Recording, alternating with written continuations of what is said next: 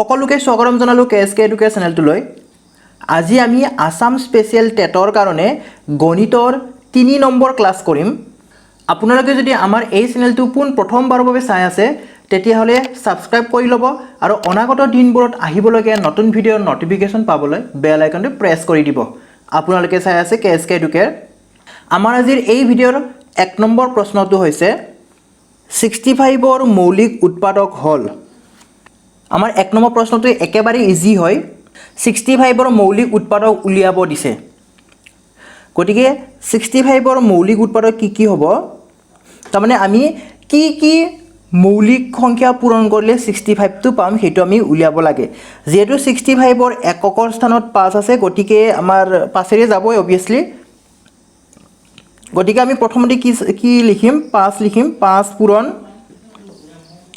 এটা 5ৰ লগত কি পূৰণ কৰিলে 65 পাম সেইটো আমি লিখিব লাগে। বা আমি যদি উলুটাকে কওঁ আমি 65ক 5ৰে হৰণ কৰিলে কি পাম সেইটো ইয়াতে লিখিব লাগে। তো প্ৰথমতে আমি যদি 6ক 5ৰে হৰণ কৰোঁ 1 আহিব, 1 বেছি হ'ব, ইফালে একটা আহিলে 15 হ'লে 3 মানে 5 13 গুণ 65। গতিকে আমি উত্তৰটো পাই গ'লোঁ। আমাৰ এই প্ৰশ্নটো একেবাৰে ইজি হয়। 5 পূৰণ 13 এইটোৱে হৈছে আমাৰ 65ৰ উৎপাদক। গতিকে ইয়াৰে শুদ্ধ উত্তৰ কোনটো হ'ব? অপশ্যন বিটো হ'ব ইয়াৰে শুদ্ধ উত্তৰটো। এতিয়া আমি আহিম নেক্সট কুৱেশ্যনটোলৈ। 2 নম্বৰ প্ৰশ্নটোত আছে 175ৰ মৌলিক উৎপাদক হ'ল। এতিয়া আমি 175টো মৌলিক সংখ্যাৰ পূৰণফল হিচাপে আমি দেখুৱাব লাগে। যেহেতু আমাৰ একক স্থানত 5 আছে গতিকে আমি 5ৰ পৰা আৰম্ভ কৰি যাম। 5 পূৰণ প্ৰথমে আমি 17টো চাম। 17 কিমান যাব? 3 বাৰ যাব। 5 3 গুণ 15 ইয়াতে 2 বেছি হ'ব। 17ত ইয়াতে 2 বেছি হ'ল। 2টো ইফালে আনিলে 5ৰ আগত ইয়াতে বহিলে কি হ'ব? 25 হ'লে 5ৰে 5 বাৰ। এতিয়া চাওক আমাৰ 35টো কি নহয়? মৌলিক সংখ্যা নহয়। ইয়াক আমি আকৌ ভাঙি ল'ব পাৰিম। গতিকে আকৌ এবাৰ যদি ভাঙি লওঁ কি হ'ব আমাৰ? আকৌ যেহেতু এককৰ স্থানত 5 আছে গতিকে আমি ডাইৰেক্ট 5ৰে চাব পাৰিম। 5 7 গুণ 35 তাৰমানে কি হ'ল? 5 5 7। এই তিনিটা পূৰণ কৰিলে কি হয়? 175 হয় আৰু এইকেইটা কি হয়? আমাৰ মৌলিক সংখ্যা। গতিকে আমাৰ শুদ্ধ উত্তৰ কোনটো হ'ল? 5 5 7 অৰ্থাৎ অপশ্যন এটো হৈছে ইয়াৰে শুদ্ধ উত্তৰটো। এতিয়া আমি 3 নম্বৰ প্ৰশ্নটোলৈ আহিছোঁ। 3 নম্বৰ প্ৰশ্নটোত কি কৈছে? 20 27 আৰু 33ৰ গসাউ হ'ব। এতিয়া গসাউ উলিয়াব দিছে। গসাউ কি হয়? গৰিষ্ঠ সাধাৰণ উৎপাদক। চিম্পল ভাষাত ক'বলৈ গ'লে গসাউ এনেকুৱা এটা ডাঙৰ সংখ্যা হয়। গসাউটো এনেকুৱা এটা ডাঙৰ সংখ্যা হয় যি সংখ্যাৰে আমি কি কৰিব পাৰিম? 20 27 আৰু 33ক হৰণ কৰিব পাৰিম। কি বুলি কৈছোঁ? এনেকুৱা এটা ডাঙৰ সংখ্যা যি সংখ্যাৰে আমি 20 27 33ক হৰণ কৰিব পাৰিম। এতিয়া 20ৰ মৌলিক উৎপাদক কি হয় আমাৰ?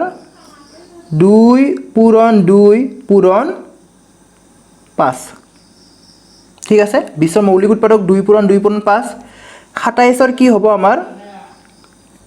3 পূৰণ 3 3 3 গুণ 9 আৰু এটা 3 দিলে 27। তাৰপিছত 33ৰ কি হ'ব? 3 পূৰণ 11। এতিয়া চাওক আমাৰ এই তিনিওটাতে কি কমন আছে? কি কমন আছে সেইটো আমি আনিব লাগে। এতিয়া চাওক 33ত আমাৰ 3 আৰু 11 আছে গতিকে এইটোত 27ত কি আছে? আমাৰ 3 3 3 তিনিটা আছে। গতিকে ইয়াতে চাওক ইয়াতে 3 3 কমন আছে কিন্তু আকৌ 20ত আমাৰ 3 নাই বা 11 নাই। আকৌ 20ত কি আছে? 2 2 5 এইকেইটাৰ ভিতৰত যিকেইটা আছে মানে সেইকেইটা আকৌ আমাৰ 27 আৰু 33ত নাই। কোনো ধৰণৰ আমাৰ কমন নাই। কিন্তু কি কমন আছে আকৌ আমি দিব পাৰিম যে 1 আছে ইয়াতে। গতিকে আমাৰ 1ৰ বাহিৰে আন কোনো কমন নাই। গতিকে আমাৰ আটাইতকৈ ডাঙৰ সংখ্যাটো হৈছে 1 অৰ্থাৎ আমাৰ গসাউ হৈছে 1। মানে 20 27 33ক আমি একেৰেহে হৰণ কৰিব পাৰিম তিনিওটাকে। আন বেলেগ সংখ্যাৰে আমি হৰণ কৰিব নোৱাৰিম। তো এইটোৱে হৈছে আমাৰ গসাউ গৰিষ্ঠ সাধাৰণ উৎপাদক গতিকে ইয়াৰে শুদ্ধ উত্তৰটো হৈছে 1 অপশ্যন বি এতিয়া আহিছোঁ 4 নম্বৰ প্ৰশ্নটোলৈ 4 নম্বৰ প্ৰশ্নটোত কি কৈছে 40 80 160 আৰু 200ৰ গসাউ চাওক মই প্ৰতিটো সংখ্যাৰে কি নুলেও ইয়াতে উৎপাদককেইটা উলিয়াই নলওঁ চাওক 40 80 এই দুটা চাওক প্ৰথমতে আমি আশিক এই যেটো 80 আছে 80 টো আমি 40 ৰে ডিভাইড কৰিব পাৰিম তাৰমানে এই যেটো দুটা সংখ্যা আছে এই দুটাৰ সংখ্যাৰ গসাউ হৈছে 40 ঠিক আছে যেটো আমাৰ 80 টো ডিভাইড যায় হেতু কাৰণে 40 হৈ গল এই দুটাত আকৌ চাব 80 আৰু 60 বা 40 আৰু 160 ল'ব পাৰে কথা নাই আমি কি কৰিব পাৰো 160 को আমি 80 ৰে ডিভাইড কৰিব পাৰো 160 को আমি 80 ৰে ডিভাইড কৰিব পাৰো তাৰমানে 160 আৰু 80 160 আৰু 80 আমাৰ গসাউ 80 হয় আকৌ আমি কি পাইছিল অলপ আগতে 40 আৰু 80 গসাউ 40 পাইছিল ঠিক আছে এতিয়া থাকিল 200 গতিকে 200 টো আমি কি কৰিব পাৰো 40 ৰে ডিভাইড কৰিব পাৰো মানে 40 ৰে কুৱেশ্যনত যিকেইটা আছে গুটেকেইটাকে আমি ডিভাইড কৰিব পাৰো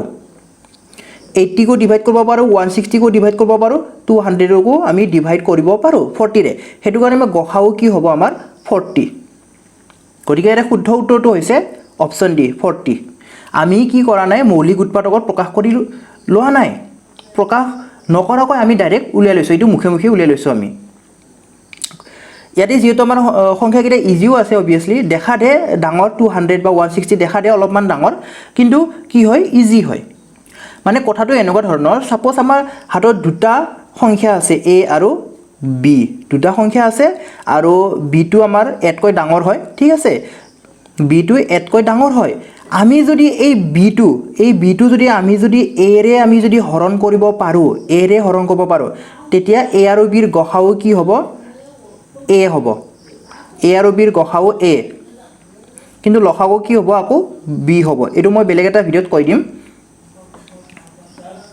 এতিয়া আহিছো 5 নম্বৰ প্ৰশ্নটোলৈ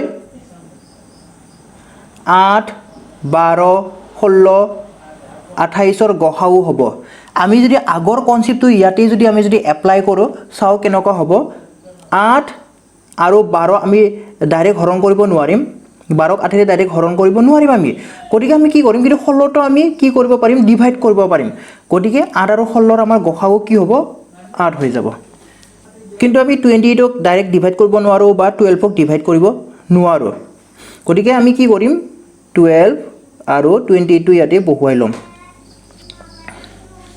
এটা আমি ভাঙি লম 8 ৰ আমাৰ কি হ'ব 2 পূৰণ 2 পূৰণ 2 12 ৰ কি হ'ব 2 পূৰণ 2 পূৰণ 3 আকৌ 28 ৰ কি হ'ব 2 পূৰণ 2 পূৰণ 7 এতিয়া চাও ইয়াতে দুটা 2 আছে ইয়াতো দুটা 2 আছে ইয়াতো দুটা 2 আছে এইকেইটাৰ বাহিৰে আমাৰ বেলেগ কোনো কমন নাই গতিকে এইটোই আমাৰ কি হ'ব গসাউ হ'ব এইকেইটা এই কমন কেইটা আমাৰ কি হ'ব গসাউ গতিকে কিমান হ'ব 2 2 গুণ 4 4 হৈছে ইয়াৰে উত্তৰটো মানে 8 12 16 28 ৰ গসাউ 4 4তকৈ এনেকুৱা এটা ডাঙৰ সংখ্যা নাই যি সংখ্যাৰে আমি 8 12 16 28 হৰণ কৰিব পাৰিম 4 একমাত্ৰ এনেকুৱা ডাঙৰ সংখ্যা যিহেৰে আমি কি কৰিব পাৰো যিহেৰে আমি 8 12 16 28 হৰণ কৰিব পাৰো তো গসাউৰ কনসেপ্টটো এইটোৱে হয় গতিকে ইয়াৰে শুদ্ধ উত্তৰটো হৈছে আমাৰ অপচন সি টো 4 গতিকে নেক্সট কোৱেশ্যনত আহিম আমি এতিয়া আহিছো 6 নম্বৰ প্ৰশ্নটোলৈ 6 নম্বৰ প্ৰশ্নটো কি দিয়া আছে তলৰ কোনটো বাবুৰ শুদ্ধ আমি শুদ্ধটো উলিয়াব লাগে 1 নম্বৰ স্টেটমেন্টত কি দিছে দুটা পৰস্পৰ মৌলিক সংখ্যাৰ গসাউ 1 এটো আমাৰ শুদ্ধ হয় দুটা পৰস্পৰ মৌলিক সংখ্যা সাপোজ আমি 2 আৰু 3 লৈছো এই দুটা 3 ৰ গসাউ কি হ'ব গসাউ 1 হ'ব এইটো আমাৰ সদায় হয় পৰস্পৰ মৌলিক সংখ্যাৰ ক্ষেত্ৰত কি হয় সদায় গসাউ 1 হয় বেলেগ নহয় 2 নম্বৰ ষ্টেটমেণ্টত কি দিছে যদি এ বিৰ উৎপাদক হয় এ বিৰ উৎপাদক হয় বুলি কৈছে তাৰ মানে আমি এই যে বি আছে এই বিটো আমি এ ৰে ডিভাইড কৰিব পাৰিম ঠিক আছে এই বিটো এ ৰে আমি হৰণ কৰিব পাৰিম তেন্তে এ আৰু বিৰ গসাউ হ'ব এ এইটো আমাৰ কি হ'ব শুদ্ধ হ'ব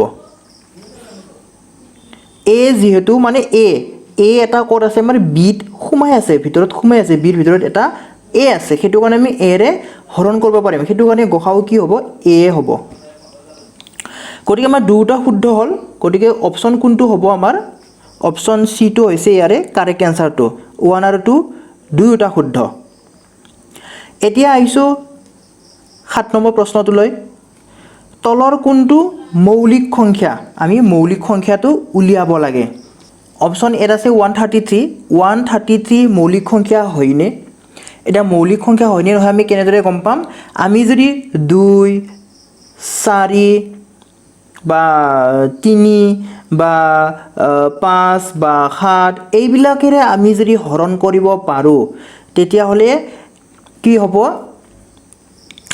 এইটো এটা কি হ'ব আমাৰ যৌগিক সংখ্যা মানে মৌলিক সংখ্যা নহয় আমি যদি 2 ৰে হৰণ কৰিব পাৰো বা 4 ৰে হৰণ কৰিব পাৰো বা 3 ৰে হৰণ কৰিব পাৰো বা 5 ৰে হৰণ কৰিব পাৰো বা 7 ৰে হৰণ কৰিব পাৰো তেতিয়া হলে এইগিটা আমাৰ কি নহব মৌলিক সংখ্যা নহব ঠিক আছে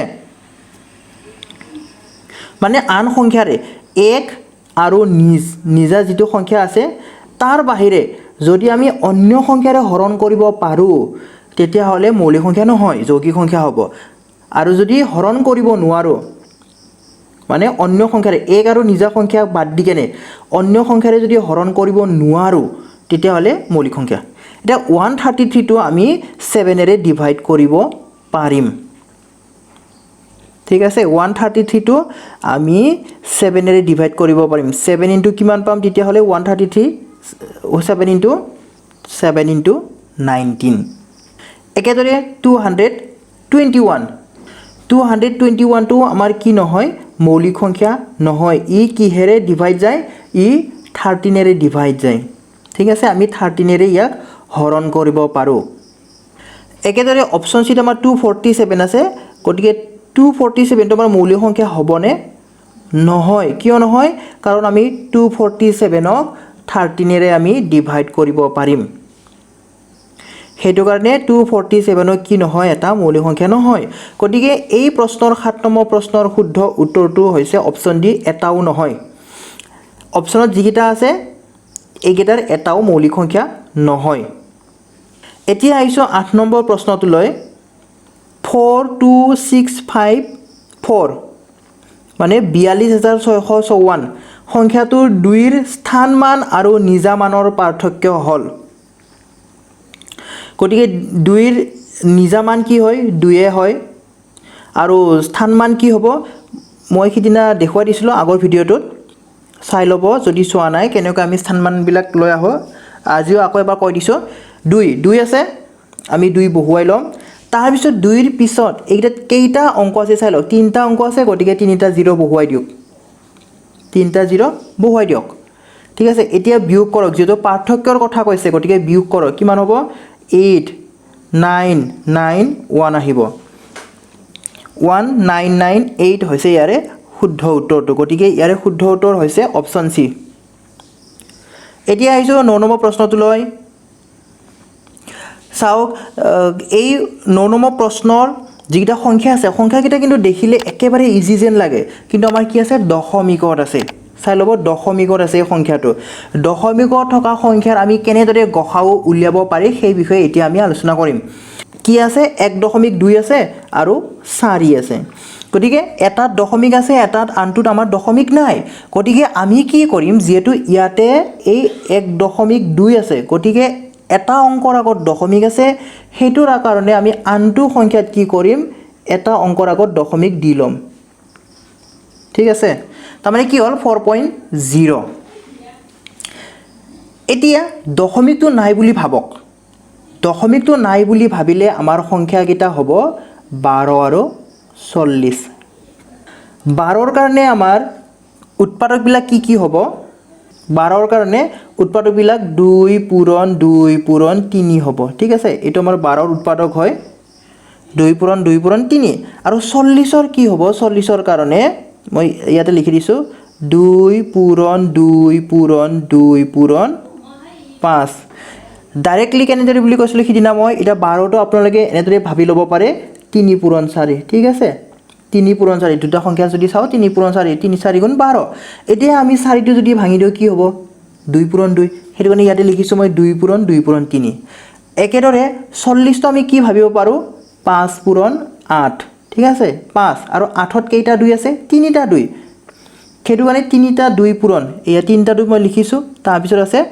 5 ঠিক আছে এটি ইয়াতে গহাউটো উলিয়াই লওক আমাৰ গহাউ কি হ'ব এগিটাৰ 12 আৰু 40ৰ গহাউ কি হ'ব মানে কোনকিটা কমন আছে ইয়াতে 2 পূৰণ 2 ইয়াতে 2 পূৰণ 2 অৰ্থাৎ কি হ'ল 4 হ'ল 4 ঠিক আছে 4 হ'ল 12 আৰু 40ৰ গহাউ 4 পালো আমি এতিয়া চাওক যে আমাৰ দশমিক কেইটা অংকৰ আগত আছিল এটা অংকৰ আগত দশমিক আছিল হেতুৰ কাৰণে 4ৰ আগত আমাৰ কি হ'ব দশমিক হ'ব ঠিক আছে গতিকে আমাৰ এই প্ৰশ্নৰ 9 নম্বৰ প্ৰশ্নৰ উত্তৰটো হৈছে দশমিক 4 গতিকে ইয়াৰে শুদ্ধ উত্তৰটো হৈছে অপচন বি2 এতিয়া আহিছো 10 নম্বৰ প্ৰশ্নটোলৈ 10 নম্বৰ প্ৰশ্নত কি আছে 5.6 আছে আৰু 1.24 এর গহাউ উলিয়াব দিছে গহাউ হ'ব এতিয়া চাওক ইয়াতে 5.6 এটা অংকৰ আগত দশমিক আছে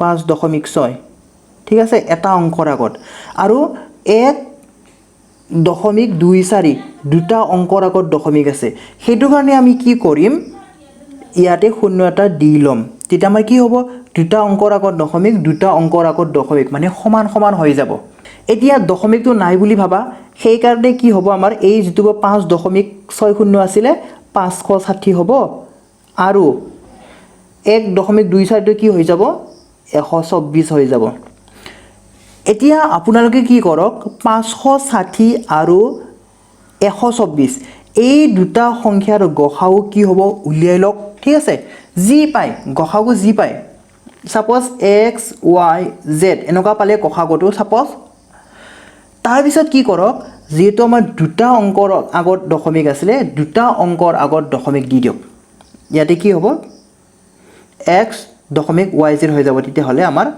গহাউটো ঠিক আছে এই প্ৰশ্নৰ উত্তৰটো আপোনালোকে কমেন্ট বক্সত জনাব কোনটো শুদ্ধ উত্তৰ হ'ব কিছুমানে ইতিমধ্যে উত্তৰটো গমে পাইছে কোনটো উত্তৰ হ'ব কিছুমানে নুলুৱাকে গম পাইছে মই যেটো হিন্টস দিছো দুটা অংকৰ আগত দশমিক হ'ব বুলি সেই কাৰণে উত্তৰটো গমে পালে ইতিমধ্যে গতিকে আপোনালোকে ইয়াৰ শুদ্ধ উত্তৰটো কমেন্ট বক্সত দি দিব আজিলৈ ইমানতে সামৰণি মাৰিলো ভিডিওটো শেষলৈ চোৱাৰ বাবে ধন্যবাদ